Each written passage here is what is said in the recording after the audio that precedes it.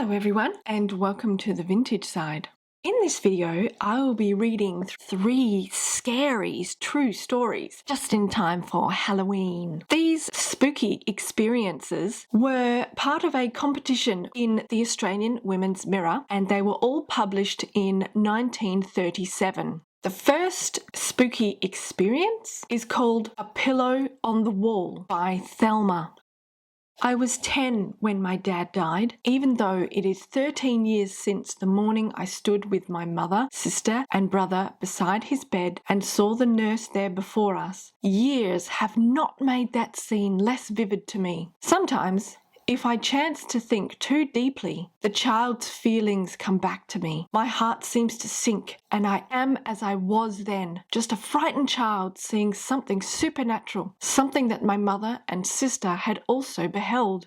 Our home was small. It was a wooden structure of 3 rooms, kitchen and 2 bedrooms. One of these rooms was occupied by my dad and brother. The other was shared by my mother and sister and myself. My father was a miner. His only passion was gambling, and every Sunday he made one of a large gathering of men who met at an old battery workings to play 2-up. Nothing would keep my dad home, and the Sunday that he went in spite of my mother's pleadings was the last time he ever played. It was cold and drizzling rain that day. I could still hear the sound of my father's coughing as he walked away across the flat. He detested topcoats and had refused to put one on. That evening, the relapse of a head cold he had been suffering affected his lungs. 3 days later, he was dead.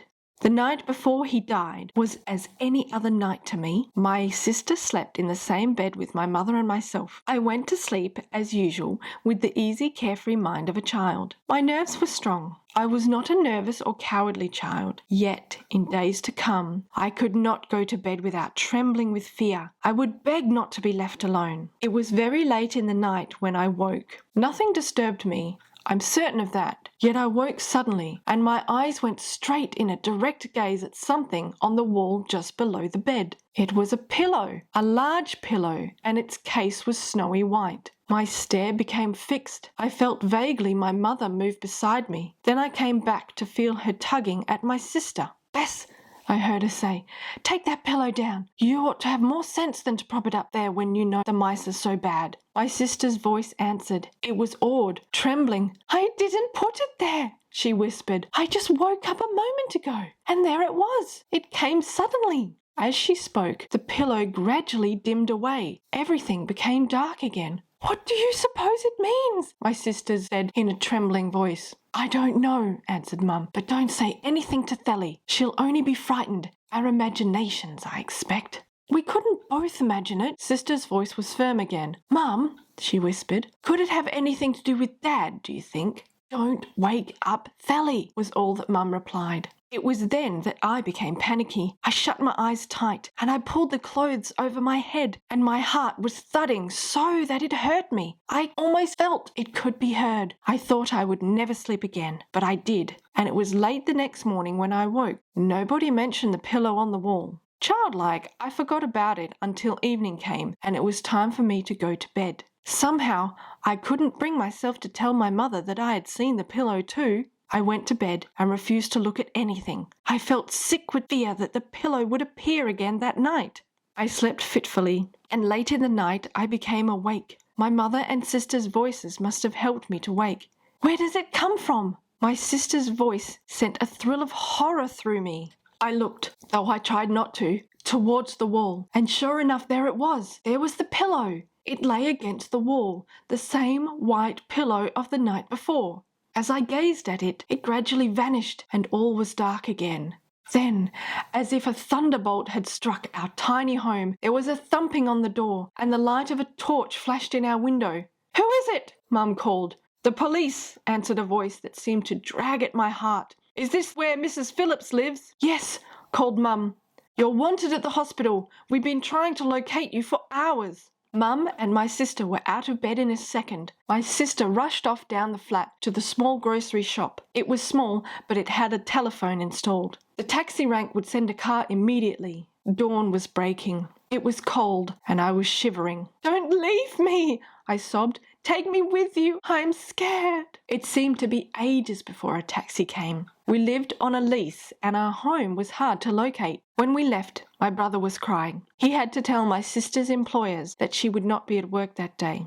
At the hospital, my father was dying, and the taxi returned to get my brother. We all stood by the side of his bed. He was suffering. Even young as I was, I knew this fighting for breath would not continue very long. It didn't. The doctor came and we left the ward. When we returned, my father's struggling had ceased, and the sister in charge was by his bedside. My heart contracted. Child though I was, I knew the supernatural. For from beneath my dead father's head, the sister was drawing a big snow-white pillow. The pillow we had seen on the wall.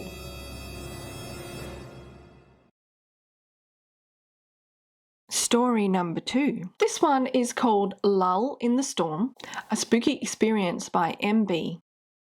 Several years ago, a commercial traveller, whom I shall call Kenneth Carstairs, began to make periodic visits to our district. During the day, he toured around the farms, and at night, he stayed at the only boarding house the little town boasted. Gradually, a friendship sprang up between the traveller and Madge Bryan, the daughter of the boarding house proprietress. Madge was 19, rather pretty but reserved and sensitive to an inordinate degree. She had few friends, and between her and her austere mother there was little sympathy. Consequently, to Madge, the coming of Kenneth Carstairs was a welcome break in the uneventful life she led. Kenneth was an interesting conversationalist and a travelled man, and to Madge, who craved for romance and refinement that her own life did not afford, it opened fresh vistas to hear him talk. At first, it was not much attention that Carstairs paid her, just a friendly word now, a courteous act then. But as the long winter nights drew on,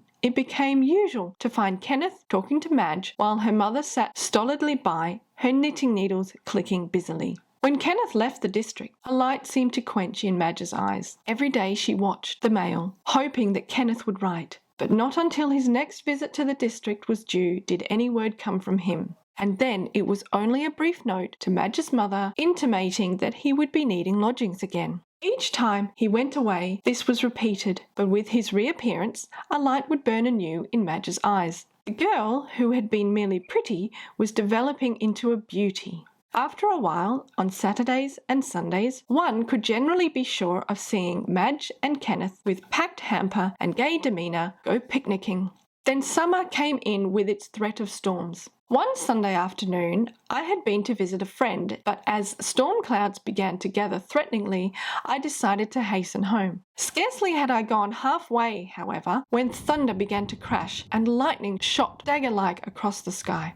This portion of the road was particularly devoid of dwellings, the only nearby house being a deserted cottage. It was a tumble-down place and did not look waterproof, but as the rain and hail began to pelt down, it was a case of any haven in a storm. I tugged the saddle off my horse and tied the quivering beast on the more sheltered side of the cottage, then made my way to the veranda. The house door was locked from the inside, but the glass had gone from the windows, and I clambered into the cottage. It was dark and musty. The wind was blowing with intense ferocity, and as I peered out at the storm, I noticed a car coming along the road. It was scarcely making any progress against the wind, and as it drew level with the cottage, it stopped. Out jumped a girl and ran for the cottage, and after a moment, a man followed. It was Madge Bryan and Kenneth Carstairs. I unbolted the front door and let them in, and the wind whirled into the room so that it took the united strength of the three of us to close the door again. The cottage quivered and shook beneath the onslaught of the storm, and we dreaded lest any moment the roof would lift or the walls collapse. We had to yell to make ourselves heard above the din, so after a few perfunctory remarks we fell silent, watching the wrath of the storm as it thundered by.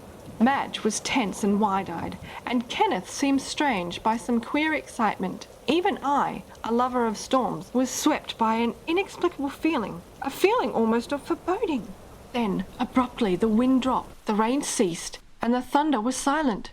After the roar of the storm, the silence seemed intense, fraught with some vivid meaning. I heard a gasp and turned from the window to see Madge staring wide-eyed, her face white, her eyes twin coals of fire. Gradually, drawn by I know not what force, my eyes turned from her to Kenneth, who had seated himself on a packing case on the other side of the room. His head had sunk a little, his arms were hanging stiffly at his side, while a greyish pallor spread over his face. My first thought was that he had had a heart attack, and then I realised that he and Madge were staring in the same direction. I looked, but could see nothing except a blank wall. I tried to cry, "What's the matter?" but the words would not come. All the while, it was as though something too subtle for me to understand was trying to force itself on my mind. Then the rain began to fall softly and gently, and gradually the taut atmosphere seemed to leave the room. I was about to speak when Kenneth gasped. "My God, did you see that?" he whispered. I had seen nothing, but Madge cried, "It was awful!" For a moment, those two remained looking at each other. "My wife was in that car," said Kenneth at last. Madge nodded. I stared at them both. I did not know what car he referred to, nor did I know he was married. Until that, Madge confessed afterwards, she had not known either. For a moment, neither spoke again. Then Madge said with an effort, "We'd better go home." "Yes," agreed Kenneth. They left then without a word of farewell, and after a few moments of dazed pondering, I followed their example. Next day, the newspapers contained an item of news that provoked my interest. Only one of many holiday accidents. A car speeding over a bridge and crashing into the river below. One passenger being killed. Margaret Carstairs, I read. 30, married, wife of Kenneth Carstairs, commercial traveller. For several days I pondered, but not until a week later when I went to see Madge, who I heard was in hospital suffering from some nervous complaint that the doctors could not diagnose, did I hear the rest of the story. Madge seemed pleased to see me.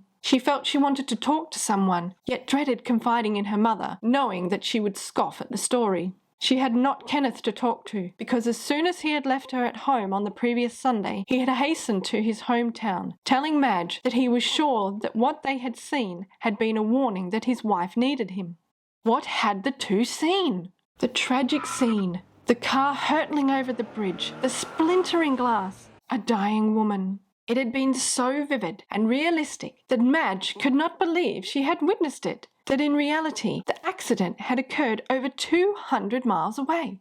That week, Madge left the district for the change the doctor had recommended, and then as soon as her holiday was over, she entered on her training as a nurse. Even now, there is often a haunted look in Madge's eyes, and when there is a storm, she confesses that that scene is reenacted in her mind. As for me, a lull during a storm always brings back vividly the old cottage with that mysterious scene where I was an ununderstanding spectator. I ponder on it, wondering how that inexplicable vision could be explained. Message from the spirit world? Telepathy? Or what?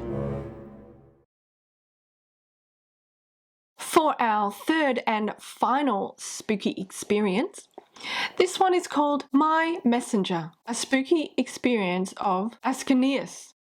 My husband was second engineer on the King Arthur, a merchant ship sailing between Liverpool and London. We had rented a house within walking distance of Gladstone Docks, Liverpool, so that he could be within reach whenever his ship was due in port. For company, I lived with his sister Florence. I was sitting by the fire in the drawing room, for it was a bitterly cold day with a fierce squally wind, and from where we lived I could hear the sound of the waves and the moan of the wind. Glancing out of the window, I could see the rain coming down in torrents, and was wondering if my husband's ship would reach port that night, or whether they would anchor out at sea. Idly poking the fire, I heard the door open. A young apprentice, or midshipman, or whatever such a ship's boy officer is called, came in. There was nothing unusual about this, for Richard often used to send me written or oral messages by different seamen. I didn't take any notice of the visitor at the time, only thought it strange that I hadn't heard his knock at the door or heard Florence let him in the house. These were only momentary thoughts, for I noticed that the lad was wet through. As he held his cap in his hand, water streamed down his face. I was going to suggest that he come near the fire and dry his clothes, when he held out a letter. Recognizing Richard's handwriting, I took it from him and eagerly glanced through the hastily written lines. These said that he was on watch and would be with me at 8:30 p.m. and that he was bringing Charles Tilly with him. Not 10 seconds had elapsed before I looked up, only to find that the middy had gone. I was surprised, for I had not heard him move, and the door was now shut. I called out to my sister-in-law, who was preparing the evening meal, and asked if she had shown the young man out. "What young man?" she queried. "Nobody has called today."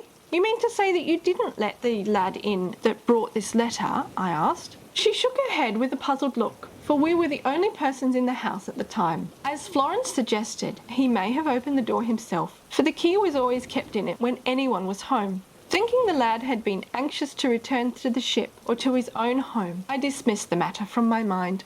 Promptly at 8:30 p.m, Dick arrived home. After we had exchanged greetings, I asked him where Charles was. "Oh," he replied, "he couldn't come. He has to stay on board and do a little overtime on one of the engines. But," he added, "what makes you ask that question? Surely you haven't become a thought reader in my absence. How could you have guessed that I was bringing him home?" Laughingly, I produced the letter and teased him about being forgetful. Taking the letter from my hands, he, in some agitation, asked me how I got it. Noticing how pale and stern his face was, I stammered that it was the letter that was brought to me that afternoon by a young midshipman. I described how wet the boy was. He interrupted me before I had finished. "This is certainly my letter, and I sent it by young Bob, the boy you say you saw. But that boat never reached the docks. It was capsized in a squall, and the poor lad was drowned before he reached land. We have his body on board." How I received that letter and who was my ghostly messenger has puzzled both Dick and me for years. I hope everyone enjoyed these spooky experiences. I do have many more of these stories, and if you would like me to record some more, I certainly can. Just let me know down below in the comments. If you would like to find my content anywhere else on the web, I have an Instagram, a Facebook, an Etsy shop, a coffee page, Pinterest, and a website. Please remember to like and subscribe and to ring the bells so you don't miss future videos here on my channel. Once again, thank you so much for watching and happy Halloween. Bye.